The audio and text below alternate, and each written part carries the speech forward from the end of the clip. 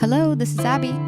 Dear Abbey, this is gonna be a long one. Oh boy. Dear Abbey, how do you tell the difference between a new exciting crush and a rebound? Does it matter? Dear Abbey. Dear Abbey. Dear Abbey. Welcome to our little corner of the internet. This is the Dear Abby podcast. I hope you stay and hang out with us. See you in a sec.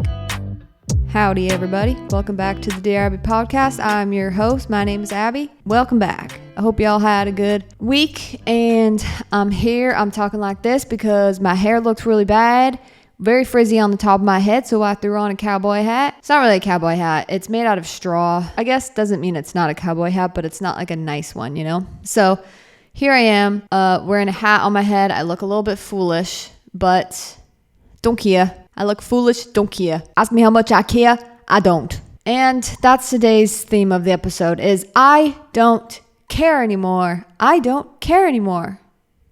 I don't care anymore. You know why? Because I'm depressed. Okay, seriously, that's not the theme, but today has been a whirlwind. Every time I'm going to record that day, I go back and forth with a million different episode titles, themes, ideas that I want to talk about, things I've been thinking about. I have been truthfully feeling very insecure about my podcast lately. And that is because I have listened to a lot of podcasts recently. And for some reason, I feel this is definitely probably not as common as it is replaying in my head. Doesn't matter. Still hurts my feelings. But I just hear and see so many podcasts that have been up for like a couple of months, and they are just already banking it in, and this is like their full-time job. They get to go on a bunch of other podcasts, and it's like doing really well, and people are really responsive and stuff like that. I've lost sight of my vision for my podcast. I feel like my vision as in anytime I have expectations going into my podcast, or like I want it to be my full-time job, anything that puts a money amount on my podcast and makes me instantly feel way more anxious,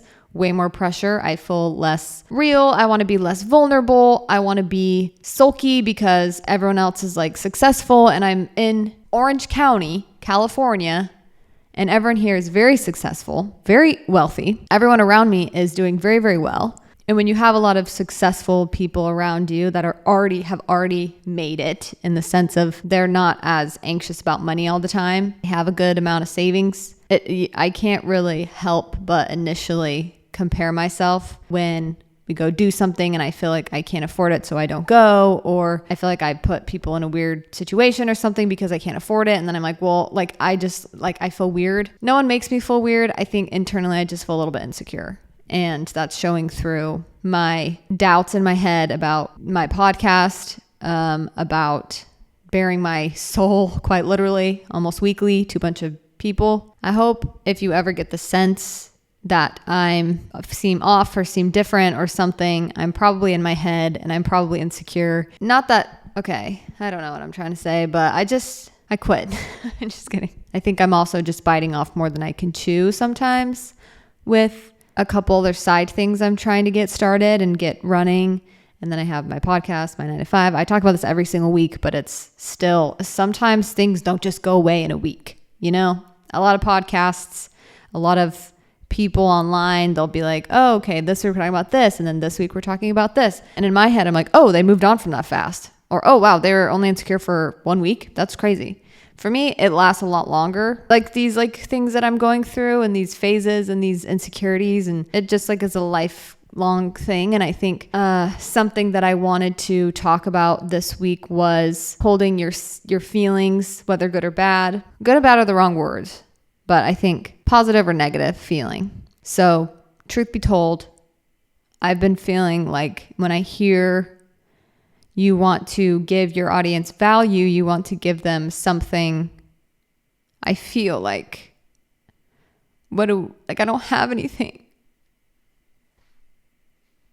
You know, I feel like, even though deep down I feel like I have something valuable and I'm just at least relatable at the least, and I value the full range of human experience and good and bad, highs and lows, but I just haven't been feeling like I have much to give. So that translates to feeling really insecure every time an episode drops or something.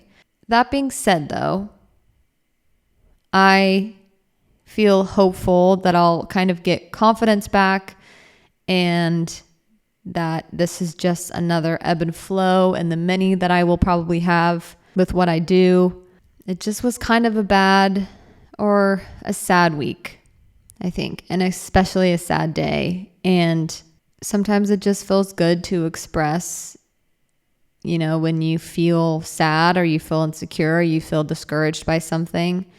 Sometimes just admitting that to yourself just almost takes the pressure off and just actually lets you keep going.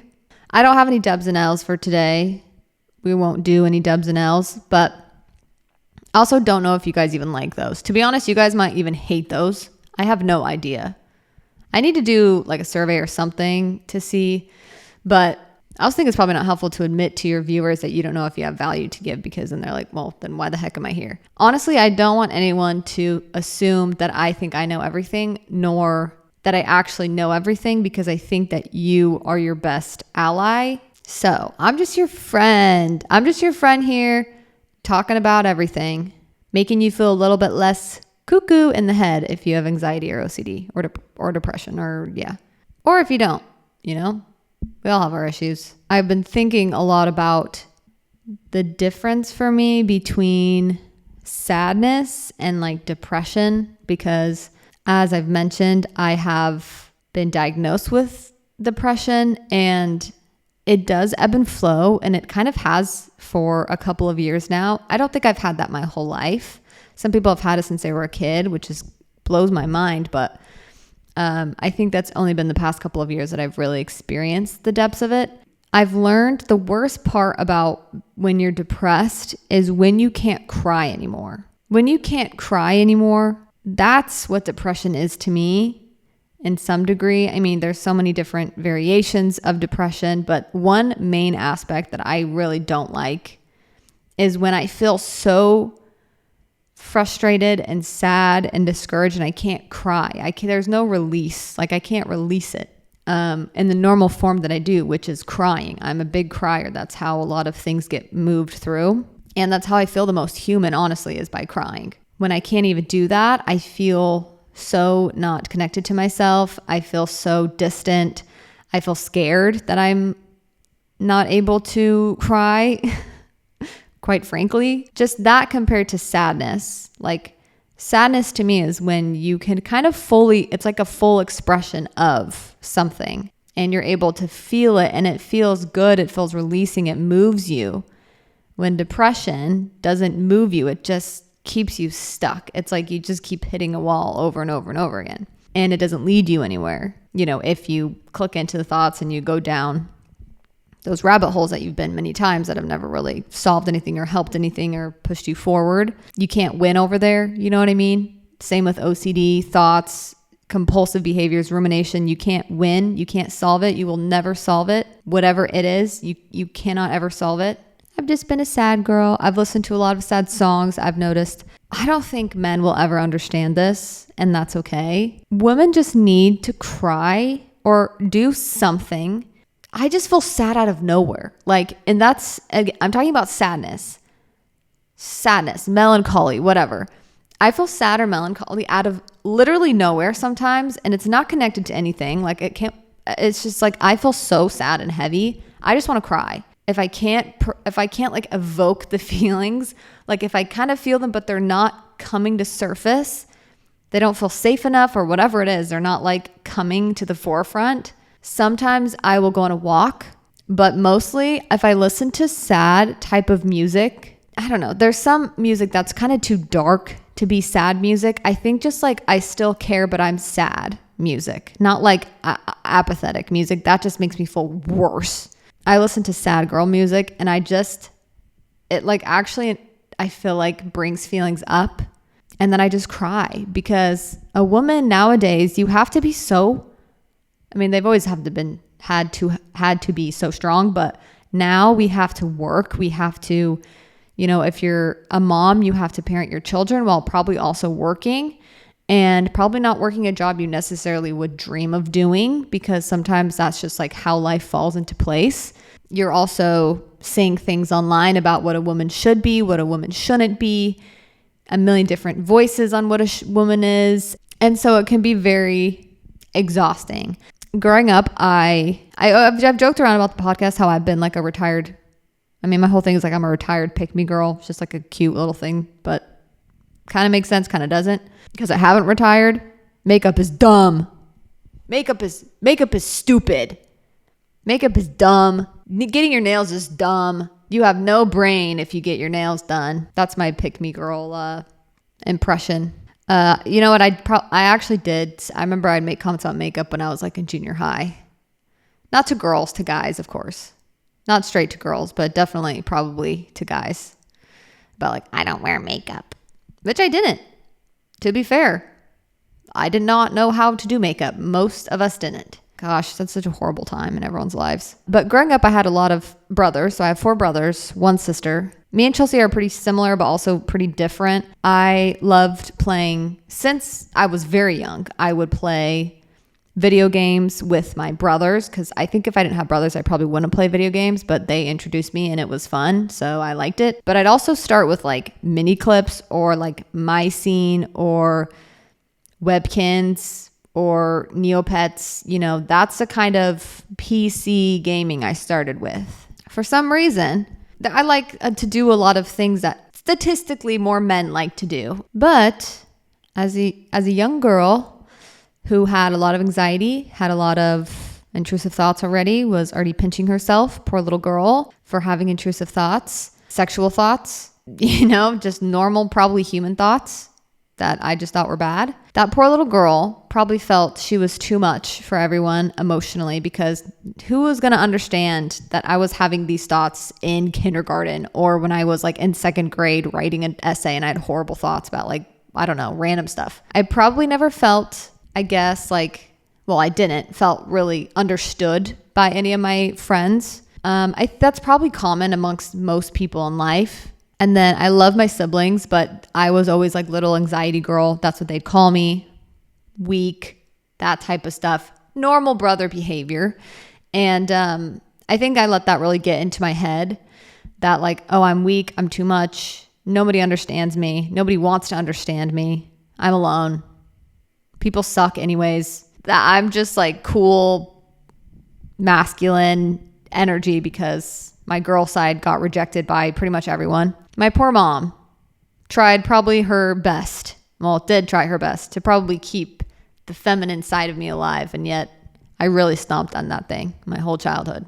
And it's just a defense mechanism because I really wasn't understood. I felt by a lot of people. The reason I'm even talking about this is because I'm talking about getting in the flow of being more, I guess, feminine, not in like the pop culture way of like feminine means to, I don't know. There's like so many different variations of what feminine means. So it's whatever it means to you personally, whatever, like if you're a woman, whatever you feel like. Men, no offense, ask your woman what she thinks being feminine is. You don't tell her what being feminine is. I've been kind of claiming that emotional side of me again and being proud of it and being like learning how to be emotional while also not being toxic and also not making everyone need to know everything about all of my emotions. But I feel like it just sometimes if you're a very emotional person, they get a bad rap because usually emotional people, if you don't know how to handle them, you do kind of like we can kind of control the room and bring things down with our emotions, or we can lash out. We can be maybe more argumentative, kind of explode or something. Like there's a bunch of things that emotional people can affect poorly. Again, the emotions aren't bad. I think it's beautiful. And so it's like my favorite thing about life, honestly, just because it drives you to meaningful things if you let it. Anyways, grew up, didn't care. I'm a tomboy, but internally a little bit was sad that emotionally I couldn't really fully express myself. I just, especially with dating, I was like, I'm too cool. Like, I don't really care. You don't text me back. Who cares? And most people will be like, oh, well, that's really strong. Like, you're really strong. That's a very, and I'm like, oh, thank you. Internally, though, I was just making it harder and harder for me to eventually be vulnerable with somebody that I really cared about, because I wouldn't even let myself really get hurt anymore. So I chose to kind of be annoyed with people and see their faults. Tale as old as time. You don't let people in because you don't want to get hurt. You also choose not to like people first. So then if they don't like you, you're like, well, I don't care. I didn't like you first. I don't do that anymore. Okay. All the time. Just kidding. I don't, but I did for a long time. I realized that in my previous marriage, I'm not married right now, but I was married. I wasn't good at being totally vulnerable and totally accepting when I was wrong and totally owning all of my stuff. I didn't even really realize how bad it was until I got into a relationship with my now boyfriend. And he's very, no offense to my ex-husband, but he was kind of like, I could kind of walk all over him. I'm not proud of that. I'm a little bit insecure about that sometimes because it scared me that I didn't really recognize how much I was walking all over him. I just didn't understand. I didn't know. And he didn't really push back ever. So then I just thought we were good. But now I'm with someone who will speak their mind, who will tell me, you're being crazy and you're kind of being a brat right now. And I'm like, excuse me? No one's ever said that to me before. And it's been hard to work on truly being myself and letting myself have emotions, but also learning how to handle them and how to use them for good instead of evil. I think being feminine to me now is to be caring, that if you are more of an emotional woman, to let yourself have those random cries in the shower, those crying on the way home in the car. Probably not the safest. I try not to do that, but sometimes I can't help it. I cry so much in the car. I don't know what it is about the car, or to just be so ticked, even though it's like, I'm in a healthy relationship. Everything is like, okay. But I think a beautiful part of emotions and of being a woman is it's like, you still feel like randomly, just random big emotions and random emotions where you're like, I don't know why I feel this way. Sometimes it kind of leads you to like maybe something that does need to actually be intellectually like understood and acted upon. But sometimes it's random and you just want to listen to music, angry music or fun music or silly music or sad music, really sad music. And then you can cry, scream, laugh, whatever. Men think we're crazy because of it. But let me tell you, men, if you encourage your woman to be her full self, if you make room, if you encourage her to be herself fully, and that you'll hold her in all of her emotions, and that just means not trying to shame her, not trying to make her feel bad, not trying to make her feel stupid, not trying to make her feel dramatic, even if she is being a little bit dramatic, because we can be dramatic sometimes in the way that we have emotions, because it could be out of nowhere.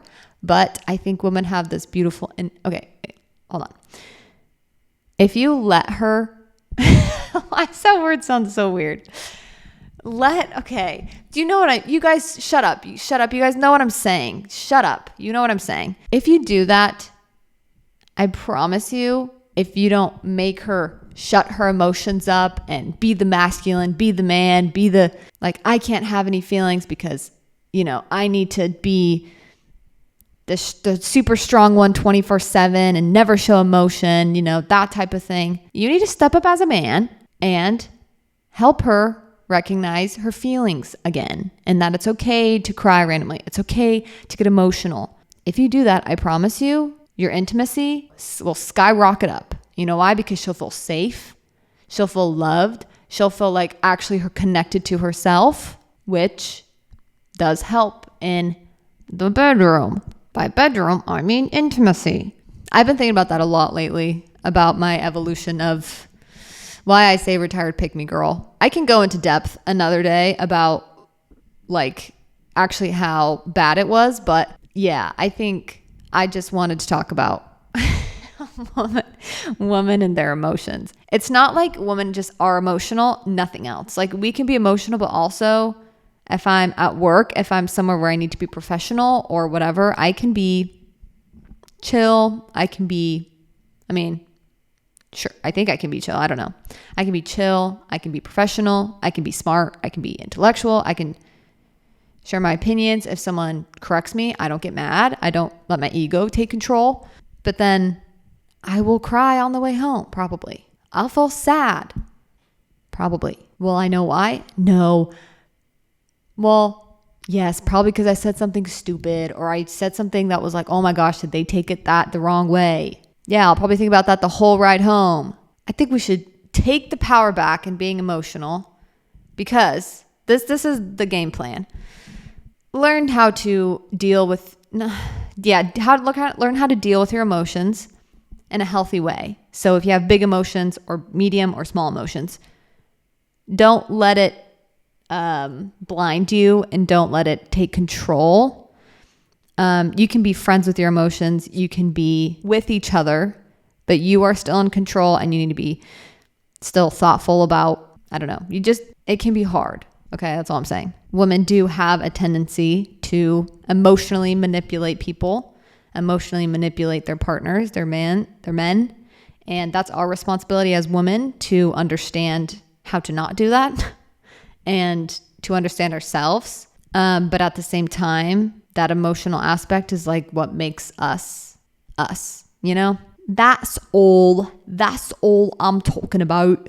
I hope that made sense, any of that. Tune in next week when we talk about sensitivity versus fragility. I don't really know exactly what that means, but it's a clickbaity. Maybe people will listen to it.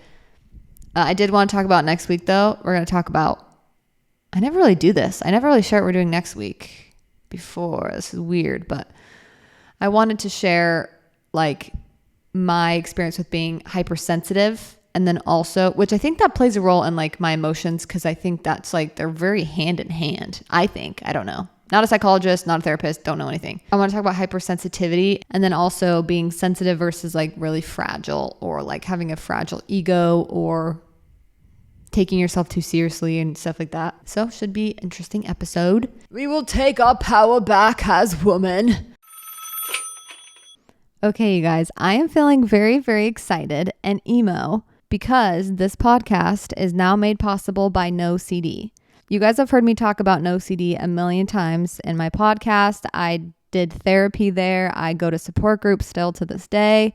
And it's been such a huge part of my recovery journey. I couldn't be more excited about this partnership with them. No CD offers effective, affordable, and convenient OCD therapy. No CD therapists are trained in exposure response prevention therapy, which is a gold standard treatment for OCD. With No CD, you can do virtual, live, face-to-face video sessions with one of their licensed, specialty trained therapists from anywhere inside or outside the US.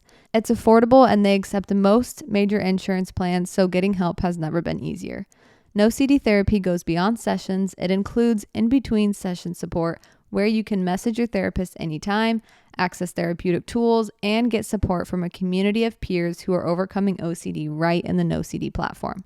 Breaking the OCD cycle takes effective treatment. Visit nocd.com today and book a free 15-minute call with their care team, many of whom have also experienced OCD. If you think you may be struggling with OCD, there's always hope. Now is the time to regain your life. Visit nocd.com today. I just think women are incredible. If men lifted more women up and took them seriously, and if women were kinder to men and took them more seriously, cared about their mental health, then the world would be a better place. If you guys don't like the hat, just leave a comment on YouTube if you don't like the hat look. I don't know what I was thinking. Or if you do like it. Sometimes I think, I don't think you guys have ever really seen fully how weird I can be, because I know you guys have seen blah, blah, blah, talk, serious Abbey. A lot of times, crying Abbey, you've seen her. Why am I talking myself in the third person? I don't know. The fame's getting to my head. But I don't think you guys have ever really fully seen how weird I can be, because I'm scared I'll be rejected. Dear Abby, how do I leave a group chat from college that I feel like it would be really awkward to leave? So it's on the app GroupMe, if you haven't heard of it. It's basically just like a app for group chats for people, and you can have like hundreds of people in a different group. And so a lot of people in college will use it for like clubs and different things. So I was in a club in college, and there was a group of friends who made like a separate like friend group chat on GroupMe. And they would, you know, just like add anybody who like hung out in the group, and they would just text like, hey guys, we're hanging out tonight at this place, like show up if you want to. Like, it was just like a really chill, friendly group chat.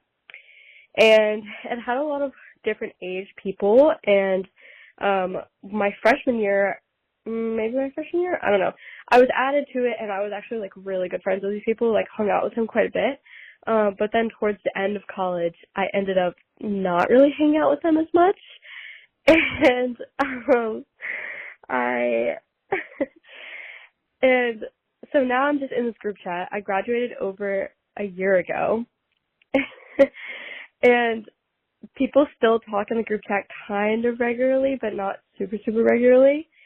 And I'm just feeling like I don't really use the app anymore. I don't really like talk in the group that much anymore at all. Most of the people who are in it have already graduated. And there's even people who like never talk in the chat who graduated like 5 years ago or something. Like, not 5 years ago, that's dramatic, but they graduated way before me, and they're still in the group, and they just like don't say anything, but they're still in it.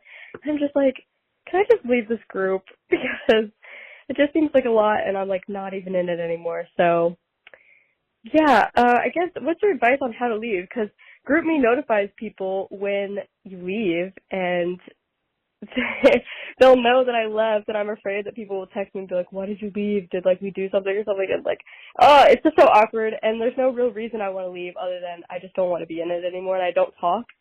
So what's your advice? Please help. Yeah, I don't think anyone really is. Maybe they'll take offense to it, but I think just leave. Just leave.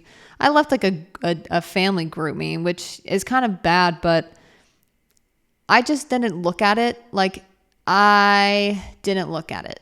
And plus, sometimes, you know, you like to catch up in person. So if you see anyone from the group in person, or if they text you, just be like, yeah, I don't know. Like, I never checked it, and I'm just, yeah, I don't know. I just don't want to be in the group anymore. And if they take that personally, you know, that's okay, because maybe it is hurtful for them, but also not your responsibility. So I would say just leave.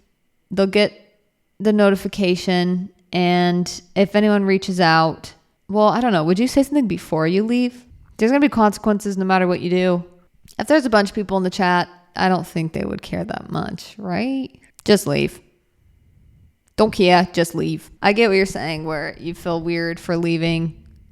I felt weird leaving my family's one. I don't know. I think I might have just deleted the app so I don't get the notifications anymore. If anyone asks, you could say, I just wanted to, you know, hear about everyone's lives in person. And, you know, if they cared about you enough, they would probably text you if there was like a big thing that maybe they think you would want to go to and stuff like that.